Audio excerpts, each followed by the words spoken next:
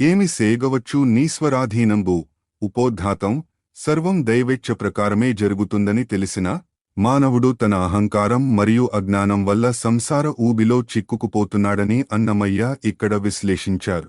భగవంతుని స్మరించడానికి సమయం లేదని సాకులు చెబుతూ ఇంద్రియాలకు బానిసలై మనిషి తన స్వచ్ఛతను ఎలా కోల్పోతున్నాడో ఇందులో వివరించారు. తెలుగు సారాంశం: అంతా ఆ ఈశ్వరుడి ఆధీనంలో ఉన్నప్పుడు మనం చేయగలిగేది ఏముంది? మనలోని తామస బుద్ధి వల్ల ప్రతి చిన్న విషయానికి దుఃఖించవలసి వస్తోంది. దురాశల నుండి బయటపడే మార్గం తెలియక బాధలనే బావుల్లో పడిపోతున్నాం. మోహమనే నీటిని దాటలేక సంసారంతో కుస్తీ పడుతున్నాం. పాపకర్మలను పోగొట్టుకునే శక్తి లేక కోపతాపాలకు లోనవుతున్నాం. చివరకు వెంకటేశ్వరుని కొలవలేక, పరతత్వాన్ని తలచుకోలేక విషయ సుఖాలకు బానిసలమై మన ఆత్మ గౌరవాన్ని పోగొట్టుకుని ఆర్తులమై మిగిలిపోతున్నాం. English summary: in this sankirtana, Annamaya reflects on human helplessness and the consequences of ignorance. He states that everything is under God's control, yet man suffers due to his stubborn and ignorant nature. Unable to escape greed depths of sorrow, humans struggle in the waters of worldly attachment, samsara. Lacking the strength to conquer sins and anger, one becomes a slave to sensory pleasures. Annamaya concludes that failing to worship Lord Venkateshwar or contemplate the supreme truth leads to a loss of dignity, turning a potential master of his soul into a desperate seeker of trivialities. పల్లవి: ఏమి సేయగవచ్చు నీశ్వరాధీనంబు తామసపు బుద్ధి కంతలు దూరవలసే. భావము: అంతా ఆ దైవ నిర్ణయం ప్రకారమే జరుగుతున్నప్పుడు మనం చేసేదేముంది? కాని మనలోని అజ్ఞానం, తామస బుద్ధి వల్ల అనవసరమైన చింతలకు, బాధలకు లోను కావలసి వస్తుంది. వివరణ: మానవుడు తన అజ్ఞానం వల్ల దైవ నిర్ణయాన్ని అంగీకరించలేక మానసిక క్షోభకు గురవుతాడని భావం. చరణం 1: తెగి దురాపేక్ష బడా తివియ గతి లేదుగన, పగగొన్న వగల కూపముల బడవలసే. తగు మోహ సలిలంబుదాట మతి లేదుగన, మగుడబడి భవముతో మల్లాడవలసే. భావము: విపరీతమైన దురాశల నుండి బయటకు రావడానికి దారి, గతి తెలియక పగబట్టినట్లున్న దుఃఖాలనే గోతులలో, కూపములు పడిపోతున్నాం. మోహమనే అగాధమైన నీటిని దాటే జ్ఞానం లేకపోవడం వల్ల మళ్లీ మళ్లీ ఈ సంసారంతో పోరాడవలసి వస్తోంది. వివరణ: ఆశలు, మోహాలే మనిషిని సంసార బంధంలో బందీని చేస్తున్నాయని అన్నమయ్య వర్ణన. చరణం 2: పాపకర్మముల జంపగ శక్తి లేదుగన, కోపబుద్ధుల చేత కొరమాలవలసే. రూపముల పొడగాంచి రోయదరి లేదుగన, తాపములచే పొరలి తగులుగావలసే. భావము: మన పాపకర్మలను నాశనం చేసుకునే శక్తి లేక, కోపంతో నిండిన బుద్ధి వల్ల ప్రయోజనం లేని వారమైపోతున్నాం. ప్రాపంచిక రూపాలను చూసి వాటిలోని అశాశ్వతత్వాన్ని గుర్తించలేకపోవడం వల్ల కోరికల తాపంతో రగిలిపోతూ బంధాలలో చిక్కుకుపోతున్నాం. వివరణ: వివేకం లేకపోతే మనిషి కోపతాపాలకు, భౌతిక ఆకర్షణలకు లోనవుతాడని అర్థం. చరణం 3: తిరువేంకటాచలాధిపు గొలువలేదుగన, గరిమెచెడి విషేకింకరుడు గావలసే. పరతత్వమూర్తి తలపగ బృద్ధులేదుగన, దొరతనం బుడిగి యాతురుడు గావలసే. భావము: తిరుమల వెంకటేశ్వరుని సేవించకపోవడం వల్ల మన గొప్పతనాన్ని, గరిమే కోల్పోయి ఇంద్రియ సుఖాలకే సేవకులం, కింకరులం అయ్యాము. పరమాత్మను తలచుకోవడానికి సమయం లేదని భావించడం వల్ల మనపై మనకు ఉన్న దొరతనాన్ని, నియంత్రణను కోల్పోయి దీనులమైపోయాము. వివరణ: భగవద్భక్తి లేని మనిషి తన ఆత్మగౌరవాన్ని కోల్పోయి విషయ వాంఛలకు బానిసవుతాడని అన్నమయ్య ముక్తాయింపునిచ్చారు. తనవారని యాస దగిలి భ్రమేనేలా, ఉపోద్ఘాతం, బంధుత్వాలు, మమకారాలు అన్నీ కేవలం భ్రమలేనని అన్నమయ్య ఈ కీర్తనలో చాటి చెప్పారు. గర్భం నుండి పుట్టినప్పటి నుండి ప్రాణం, దేహం కలిసే ఉంటాయి. కాని మరణం సంభవించినప్పుడు ఆ దేహం ప్రాణాన్ని అనుసరించదు. అటువంటప్పుడు అశాశ్వతమైన ఈ దేహాన్ని, లోకపు బంధాలను నమ్ముకోవడం కంటే ఆదిపురుషుడైన శ్రీవేంకటేశ్వరుని నమ్ముకోవడమే పరమార్థమని ఇందులో వివరించారు. తెలుగు సారాంశం: వీరు నావారు అనే ఆశతో భ్రమపడటం ఎందుకు? ఈ దేహం కంటే ప్రాణానికి సన్నిహితమైన బంధం ఏముంటుంది? తల్లి గర్భంలో దేహం, ప్రాణం కలిసి ఉద్భవించిన కాలం ముగియగానే ప్రాణం దేహాన్ని వదిలి కనికరం లేకుండా వెళ్ళిపోతుంది. ప్రాణం కోసం ఈ దేహం ఎన్నో పాపపుణ్యాలు చేస్తుంది, కాని ప్రాణం వెళ్ళేటప్పుడు ఈ శరీరం తోడు రాదు. ఇతరుల నుండి అద్దెకు తెచ్చుకున్న ఈ శరీరాన్ని ఎరువుల దేహలి శాశ్వతమని నమ్మి మనుషులు మోసపోతున్నారు. మోక్షాన్ని ఇచ్చే శ్రీ వెంకటేశ్వరుడు మనకు తోడుగా ఉండగా ఈ అశాశ్వత బంధాల పట్ల వ్యామోహం ఎందుకని అన్నమయ్య ప్రశ్నించారు. English summary. In this sankirtana, Annamaya explores the transient nature of the relationship between the body and the soul, prani. He asks why one should be deluded by worldly attachments, thinking of others as mine. Even the body and soul, which are born together from the womb, part ways mercilessly at the time of death. The body commits various sins and merits for the sake of the soul. Yet it cannot follow the soul after death or protect it from suffering. Annamaya calls the body a borrowed house and urges people to stop relying on such illusions, especially when the Supreme Lord Venkateshwar is available as the ultimate refuge. Charanam 1. తనువు బ్రానుడు 2 తగిలి గర్భమునందు వనర నేకమై యుదయించి దినములు చెల్లిన తివిరి యాప్రాణుడు తనువు విడిచిపోయే దయలేక భావము దేహం, ప్రాణం 2 గర్భంలో ఒకదానితో ఒకటి కలిసి ఏకమై పుడతాయి. కాని ఆయుష్షు దినములు ముగిసిన తర్వాత ఆ ప్రాణం ఏమాత్రం కనికరం లేకుండా శరీరాన్ని విడిచిపెట్టి వెళ్ళిపోతుంది. వివరణ. పుట్టుకతో వచ్చిన బంధమే విడిపోక తప్పదని మరణం మనకు నిరూపిస్తుంది. పల్లవి. తనవారని యాస దగిలి భ్రమైనేలా తనువు బ్రాణనికంటే తగులేది. భావము వీరంతా నావారు అనే కోరికతో ఎందుకు భ్రమపడుతున్నావు? ఈ శరీరానికి లోపల ఉన్న ప్రాణానికి ఉన్నంతటి గొప్ప బంధం, తగులు మరొకటి ఉంటుందా? అయినా అది కూడా విడిపోతుంది కదా. వివరణ. దేహానికి ఆత్మకు ఉన్న బంధమే శాశ్వతం కానప్పుడు ఇక లోకపు బంధుత్వాలు ఎంతటివి అని అన్నమయ్య ప్రశ్న. చరణం 1. తనువు బ్రానుడు 2 తగిలి గర్భమునందు వనర నేకమై యుదయించి దినములు చెల్లిన తివిరి యాప్రాణుడు తనువు విడిచిపోయే దయలేక భావము దేహం, ప్రాణం 2 గర్భంలో ఒకదానితో ఒకటి కలిసి ఏకమై పుడతాయి. కాని ఆయుష్షు దినములు ముగిసిన తర్వాత ఆ ప్రాణం ఏమాత్రం కనికరం లేకుండా శరీరాన్ని విడిచిపెట్టి వెళ్ళిపోతుంది. వివరణ. పుట్టుకతో వచ్చిన బంధమే విడిపోక తప్పదని మరణం మనకు నిరూపిస్తుంది. చరణం 2. ప్రాణికై దేహము పాపపుణ్యము సేయు ప్రాణి వెంటనే బొంది పాసుండదు. ప్రాణి ఎచ్చటనైన బాధల బడకుండా ప్రాణి రక్షించు బొందిబడిదా బోయెనా. భావము ఆత్మ, ప్రాణి సుఖం కోసం ఈ శరీరం ఎన్నో పాపపుణ్యాలు చేస్తుంది. కాని ఆత్మ వెళ్ళేటప్పుడు ఈ శరీరం బొంది తోడుగా రాదు. ఆత్మ పరలోకంలో బాధలు పడకుండా ఈ శరీరం వెళ్ళి కాపాడగలదా? లేదు కదా. వివరణ. శరీరం చేసే పనుల ఫలితాన్ని ఆత్మ అనుభవిస్తుంది తప్ప శరీరం ఆత్మను రక్షించలేదు. చరణం 3. ఎరవుల దేహలివి నిజమని నమ్మి ఎరిగి నెరుగలేరిది యాలా అరయబరమునకు నాది పురుషుడై పరగు శ్రీ వెంకటపతి గలిగుండగా భావము ఇతరుల నుండి అద్దెకు తెచ్చుకున్న ఎరువుల ఈ శరీరాన్ని శాశ్వతమని నమ్ముతున్నారు. తెలిసినా కూడా తెలియని వారిలా ఎందుకు ప్రవర్తిస్తారు? మోక్షాన్ని ఇచ్చే ఆదిపురుషుడైన శ్రీ వెంకటేశ్వరుడు మనకు తోడుగా ఉండగా ఈ భ్రమల వెంటే ఎందుకు పడతారు? వివరణ. పరమాత్మ ఒక్కడే శాశ్వతమైన తోడు అని, ఆయన్ని నమ్ముకోవడమే వివేకమని అన్నమయ్య ముక్తాయింపునిచ్చారు. సకల భూతదయ చాలగా గలుగుట ఉపోద్ఘాతం. మానవదేహం ఎత్తినందుకు మనం పొందవలసిన ఫలం ఏమిటి? ఒక కర్మికి, పనిచేసేవానికి, ఒక జ్ఞానికి ఉండవలసిన లక్షణాలు ఏమిటి అనే ప్రశ్నలకు అన్నమయ్య ఈ కీర్తనలో సమాధానమిచ్చారు. కేవలం పేడమే కాకుండా తోటి జీవుల పట్ల దయ కలిగి ఉండటం, చేసే ప్రతి పనిని దైవార్పణం చేయడం వంటి ఉన్నతమైన విలువలనే అసలైన ఫలితాలుగా ఆయన అభివర్ణించారు. తెలుగు సారాంశం. సకల జీవరాశుల పట్ల దయ కలిగి ఉండటమే మానవదేహం పొందినందుకు అసలైన ఫలం. మనం చేసే పనుల ఫలితాల మీద ఆశ, ఫలవాంఛ, లేకుండా ఉండటమే నిజమైన కర్మికి ఉండవలసిన లక్షణం. చేసే ప్రతి పనిని బ్రహ్మార్పణం అని భావించడం భగవంతుని కృపకు నిదర్శనం. ఎల్లప్పుడూ శ్రీవెంకటేశ్వరుని సేవకుడిగా ఉండటమే జీవుడి జన్మకు సార్థకత.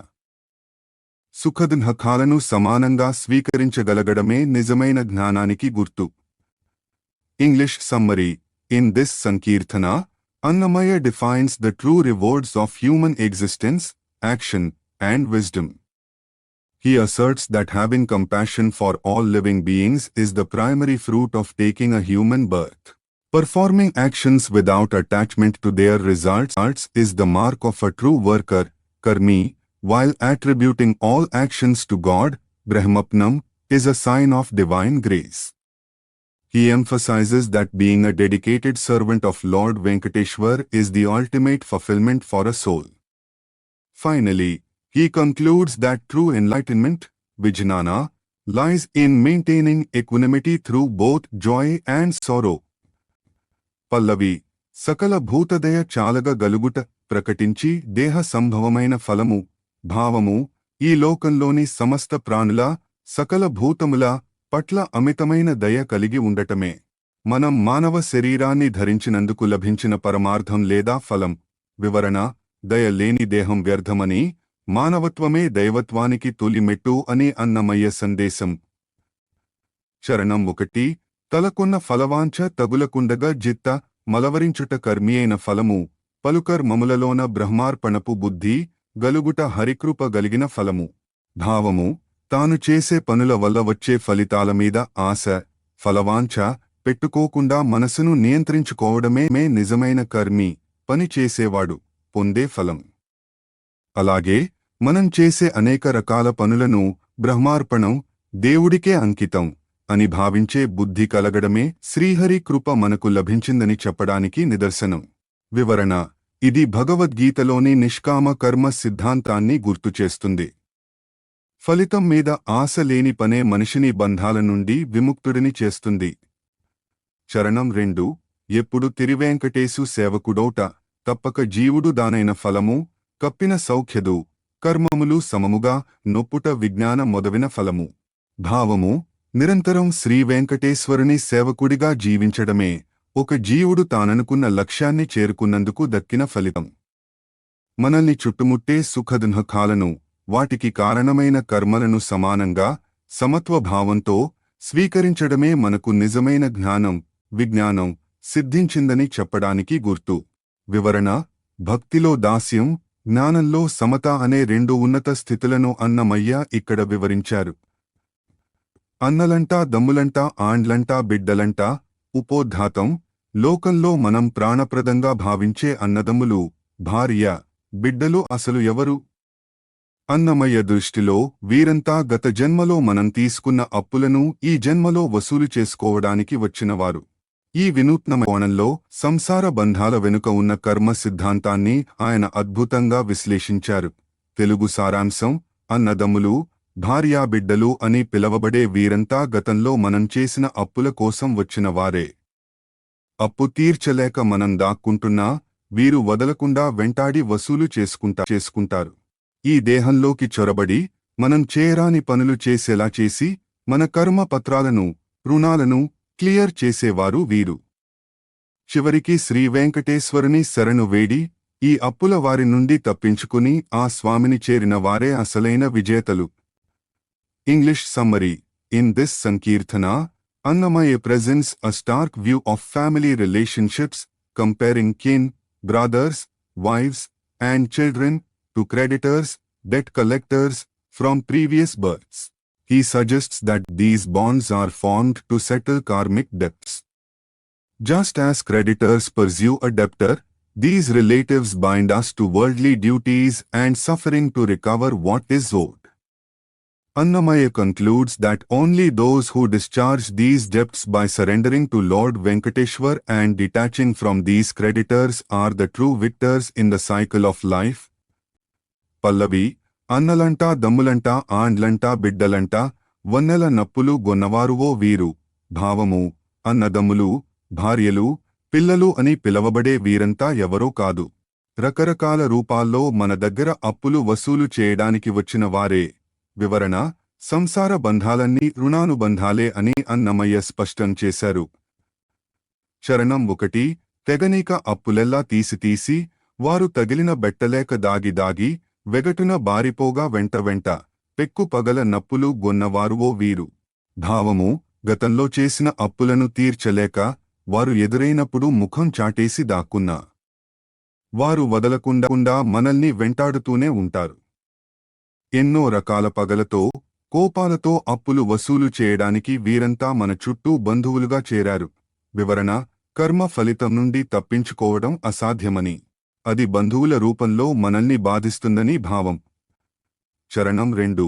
సేరాని పనులెల్లా చేసి తవరాయడికి లోలోనే రాసి కాయములో చొచ్చి కాచి మున్ను వ్రాయని పత్రాల కాగేవారువో వీరు. భావము: చేయకూడని పనులన్నీ చేసి లోపల ఘర్షణ పడుతూ ఈ శరీరంలోకి ప్రవేశించి మనల్ని వేధిస్తుంటారు. గతంలో ఎక్కడా వ్రాయబడని, కనిపించని కర్మపత్రాలు, రుణాల కోసం మనల్ని కాచుకుని ఉండి వసూలు చేసుకునేవారు వీరు. వివరణ: దేహ సంబంధాలు మనల్ని కర్మబంధాలలో ఎలా ఇరికిస్తాయో ఇక్కడ వర్ణించబడింది. చరణం 3. దొరయే యప్పులవారి తోసితీసి ఈ పరిభవములనెల్ల పాసి సిరుల వెంకటపతి చేరి ఇట్టి వరుసనే గెలిచినవారువో వీరు.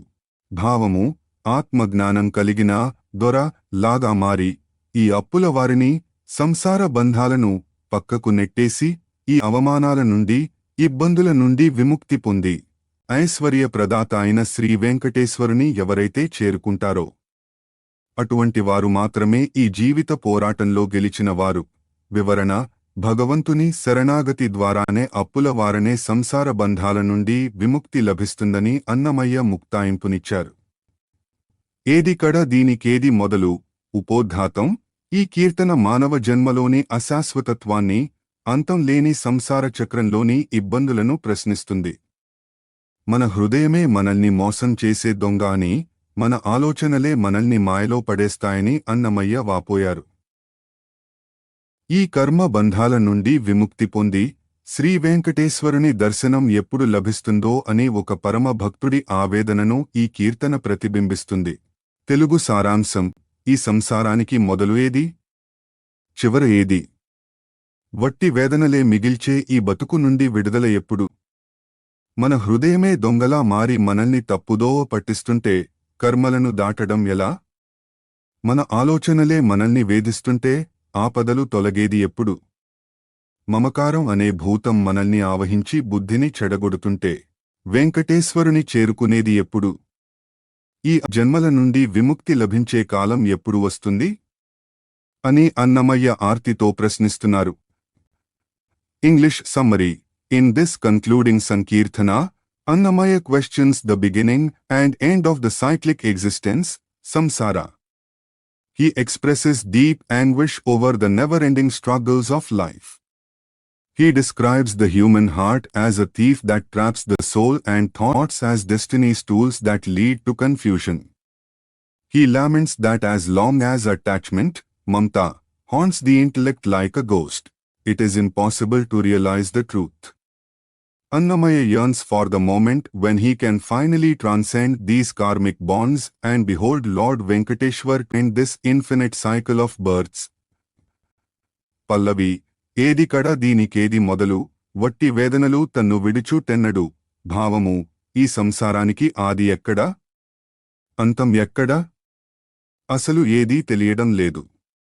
కేవలం వేదనలే మిగిల్చే ఈ లౌకిక జీవితం నుండి నాకు విముక్తి ఎప్పుడు కలుగుతుంది? పుట్టుకచావుల చక్రంలో చిక్కుకున్న జీవుడి నిస్సహాయతను ఇక్కడ చూడవచ్చు. చరణం 1. తొడరిన హృదయమే తోడి దొంగయే వడిగొని తన్ను వలబెట్టగాను, కడగి కర్మముల గడచు తెన్నడు నిడి నిబంధముల నీగు తెన్నడు. భావము: మన హృదయమే ఒక తోడు దొంగలా మారి వేగంగా మనల్ని మోహమనే వలలో పడేస్తోంది. అలాంటప్పుడు మన కర్మలను దాటడం ఎప్పుడు సాధ్యమవుతుంది? ఈ అంతులేని నిబంధనల నుండి, బంధాల నుండి విముక్తి పొందేది ఎన్నడూ? వివరణ: ఇంద్రియాల కంటే మన మనసే మనల్ని ఎక్కువగా భ్రమింపజేస్తుందని అన్నమయ్య హెచ్చరిక. చరణం 2. తతిగొన్న తలుపులే దైవయోగమై మతి నుండి తన్ను మరిగించగాను. ప్రతిలేని యాపద బాయు తెన్నడు ధృతిమాలిన యాస దీరు తెన్నడు. భావము: మనలో కలిగే ఆలోచనలే దైవ నిర్ణయాలుగా మారి ప్రారబ్ధ కర్మలా మనసును వేధిస్తుంటే సాటిలేని ఈ ఆపదల నుండి బయటపడటం ఎప్పుడు? ధైర్యాన్ని హరించే ఈ అంతులేని ఆశలు ఎప్పుడు తీరుతాయి? వివరణ: ఆలోచనలే మనిషిని బంధిస్తాయి. ఆ ఆలోచనలే భగవంతుని వైపు మళ్ళినప్పుడు విముక్తి కలుగుతుంది. చరణం 3. పొదలిన మమతయే భూతమై తన్ను పొదిగుని బుద్ధి బోధించగాను కదిసి వెంకటపతి గనుట ఎన్నడూ తుదలేని భవముల తొలగుటెన్నడు. భావము: నాలో పెరిగిన మమకారమే ఒక భూతంలా మారి నా బుద్ధిని ఆవహించి తప్పుగా బోధిస్తోంది. అటువంటప్పుడు శ్రీవెంకటేశ్వరుని సమీపించి దర్శించుకోవడం ఎప్పుడు జరుగుతుంది?